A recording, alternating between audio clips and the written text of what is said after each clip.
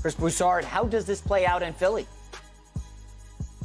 Well, it seems like it's coming together for the perfect trade, right? I mean, they want Damian Lillard in Philly. Portland could start all over. They have a new coach in Chauncey Billups. You build around Ben Simmons. I mean, that's how this should end out. But it will take Damian Lillard going to the Portland Trail Blazers and saying, look, I want to be moved, and I want you to move me to Philadelphia. And I think the Blazers would work with Dame. Now, they're going to do what's best for them at the end of the day, as is Philadelphia. But I think it'd be a nice move for Portland. They're not going anywhere as they are currently constructed. They lost last year to Denver while Jamal Murray was hurt for the Nuggets. That same Nuggets team got swept by the Phoenix Suns. All right, so Dame threw out a few weeks ago. He threw out a scenario, a challenge to the Blazers that was impossible to make. He said, we got to see what we do in the offseason. Let's improve our team. Everybody knew they couldn't. They couldn't improve their team. He comes out today and says, we didn't do what, we had hoped to do. Well, you did what we figured you'd do. They were what we thought they were. All right? And so it was like Dame was putting something out there that they couldn't reach. I don't know if he knew that or not, but certainly people that follow the league closely knew they weren't going to be able to make a splash in free agency. It seems like because Dame has been so strong and adamant about being loyal to Portland, so strong and adamant in his opposition to super teams, that he doesn't want to move, that he doesn't want to be the guy to say, you know what, I need to go here to win a championship. And so, but look, nobody's going to hold that against you. We just said it. LeBron hasn't won it without a second superstar. KD hasn't won it without a second superstar and a third in Klay Thompson, I would say. So nobody's going to hold this against Dame. And Philadelphia is the perfect place. They need leadership in the locker room. He gives that. They need a great point guard and shooter. He gives that. He's a perfect mix with Joel Embiid. It fits perfectly. And I know Ben Simmons doesn't want to go to Portland. That's the word out. So what? All right? You're not controlling the situation, especially when you're not going to behave professionally. If Ben Simmons wants to work with them on a trade, then work with them. But if you're going to ignore our calls if these reports are true and not answer our texts and ghost us, and we're supposed to trade you where you want to go, I'll trade you where you want to go if it benefits us. But ultimately, we're going to do what's best for us if we're Philadelphia, and especially if you're not going to be professional and work with us, because Ben is hurting his trade value right now. He's got good trade. Look, I've talked to people in the league that don't want to touch him. I don't want somebody that's scared to shoot. I've talked to more people in the league that really like him, that would love, they think you can build a team around him, kind of like Milwaukee built around Giannis with shooters, even though he's not as good and aggressive as Giannis.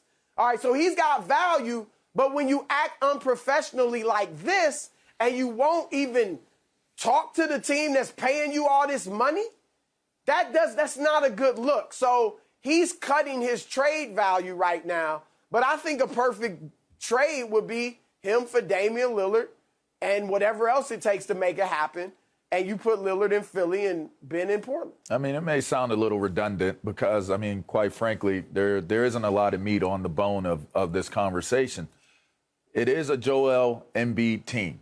Like, that isn't up for question. Let's start there, because when you start there and understanding that Joel is the priority of what's taking place here, then now you're able to figure out the Ben Simmons situation. Ben ultimately, the organization ultimately, and the rest of the league ultimately understands that Ben Simmons is expendable at this point as a player, as a commodity for the Philadelphia 76ers. So now understanding that, how do you play your cards?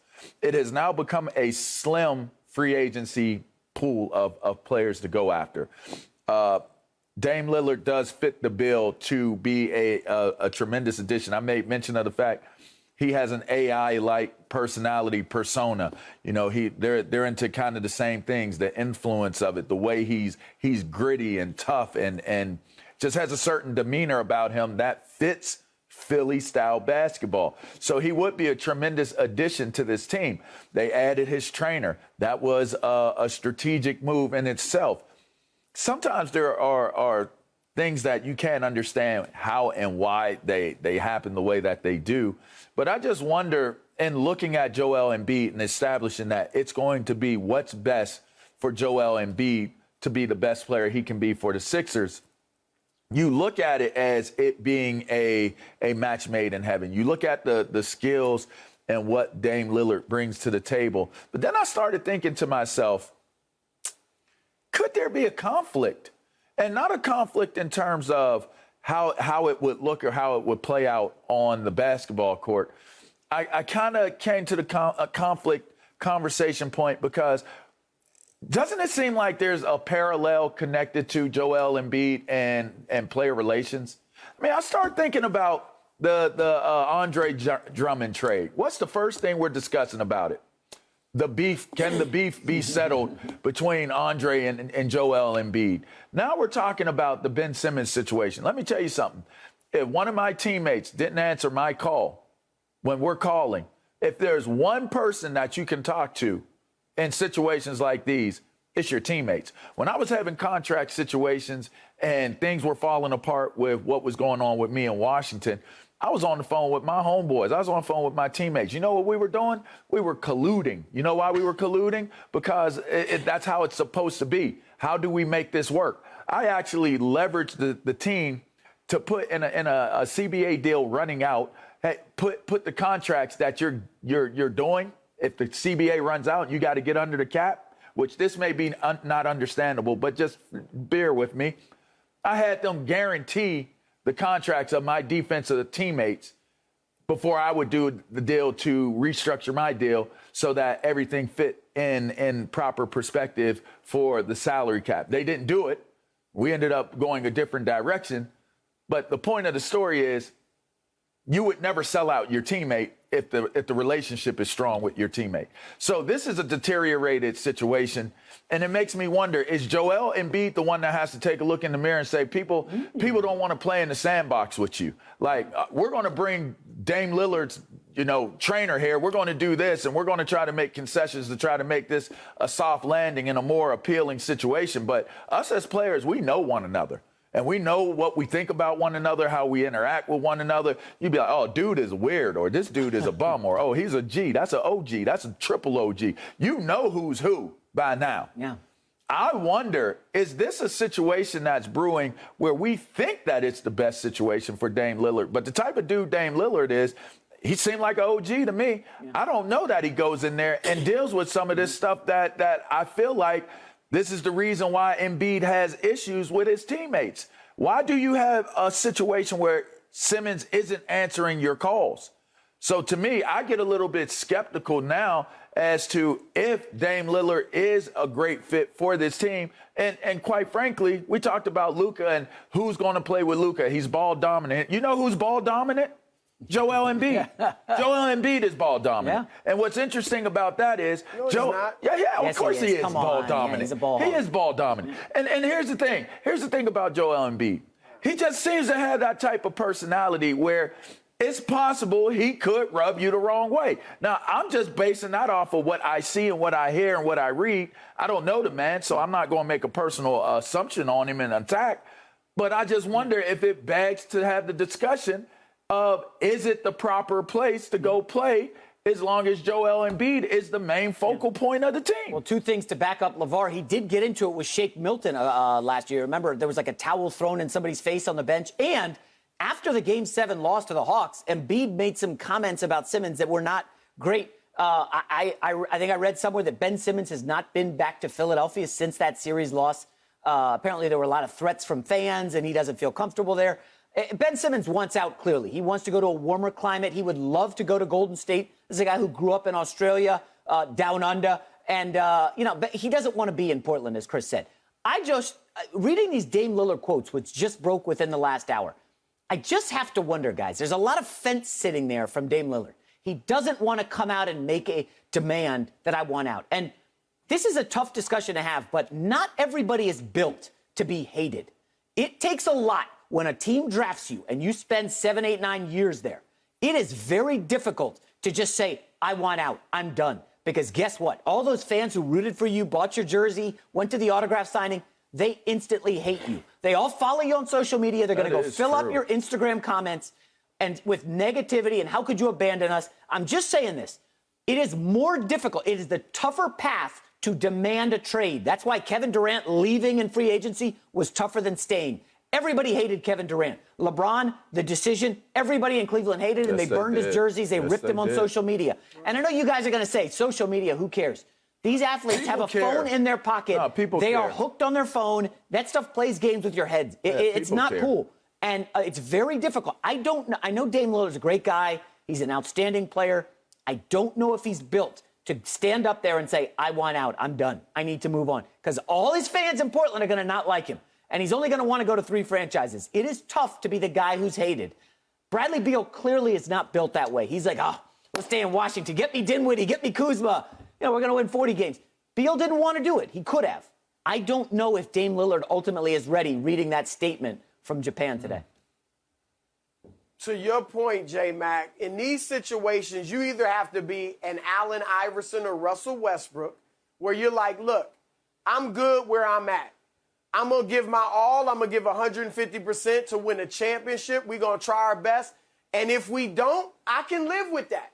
That's what AI, he never wanted to leave Philly. Westbrook was fine in OKC.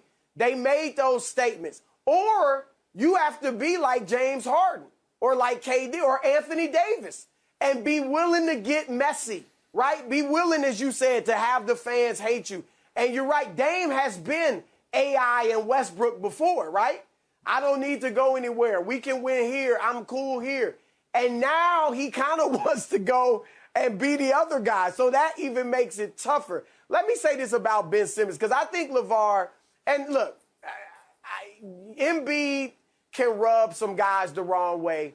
Yes, that's true. And I do get where Ben is coming from.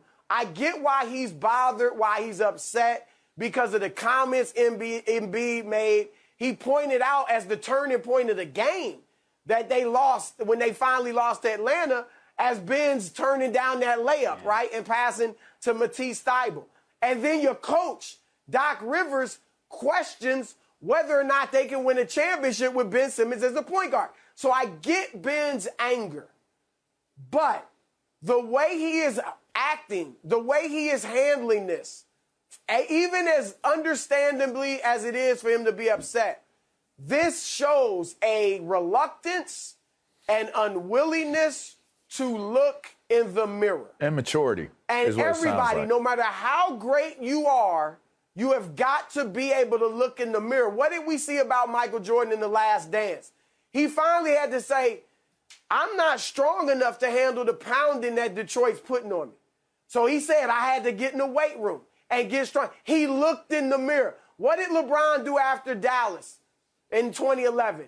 He stayed in his room for 2 weeks. He talked to his friends, his confidants, D-Wade. He looked in the mirror and said, I got to get better. I got to do something differently. Ben Simmons, yes, Doc, did you wrong with that comment. Yes, Joel, did you wrong with that comment. But ultimately, Ben Simmons, you have to look in the mirror and say, I didn't deliver. I did shoot 34% from the foul line. I did run away from the basketball. I got to be better. Regardless of what they said, I didn't get it done. And he has to look in the mirror. And this, the way he is, it's like he's putting it all on the Sixers and playing the victim card and wanting sympathy and pity. No, look in the mirror and then get in the lab and work on your mind and your jump shot. And the way he's acting right now, he's not doing that. Jordan had to understand he didn't have the strength to overcome Krause and what he wanted to do. And that's why it was The Last Dance. I know you're making it about basketball, but right now this isn't even really about basketball. This is about how you're handling things as a man. And to me, that's the point I think you're making, and I agree with you. He does need to look in the mirror, and he does need to handle the business side of what he has going on. You never know who you're going to rub shoulders with and who you will re-meet and rub shoulders with again. So even in what's taking place, to try to do it as graciously as you can possibly do it, as professionally as you can possibly do it, I think that would be the prudent way of approaching it. But with that being said, let's be clear. In the heat of the moment, in the heat of the battle, Michael Jordan always didn't handle it the right way or say things the right way or do things the right way. And he's one of the greatest examples and role models to ever pattern yourself after. So when I look at what Ben Simmons is dealing with right now and how it's playing on him and how it's affecting him, I got a young man that I'm pretty close with that's in the NBA. And it's one thing. I get crazy comments on my social media, just how people respond to me doing the show, whatever it may be, comments that I make. It is a million times worse for not even A-list players, for B and C-list players. It is ridiculously crazy. Like, it almost should be criminal, some of the things that are being said to these young men. And to think that it doesn't impact them in a way where it can make you reclusive in terms of being available, it could play on your emotions and mess with your family life. These morons that write all of this craziness and type all of this craziness on social media, they really do, in some type of way, in a broader stroke, have an impact on the mental and emotional health of what these guys had going on. And it's not very paid attention to. It's brushed off. People don't really say anything about it. But I think Ben Simmons has to climb out of the dark place that he found himself in after they lost that series. And he has to respond to it in a champion's manner. His career isn't over. It's almost like he's being talked about like his career has now made him into a has-been with what's happened. He's still a valued player. He still has a ton of value to him.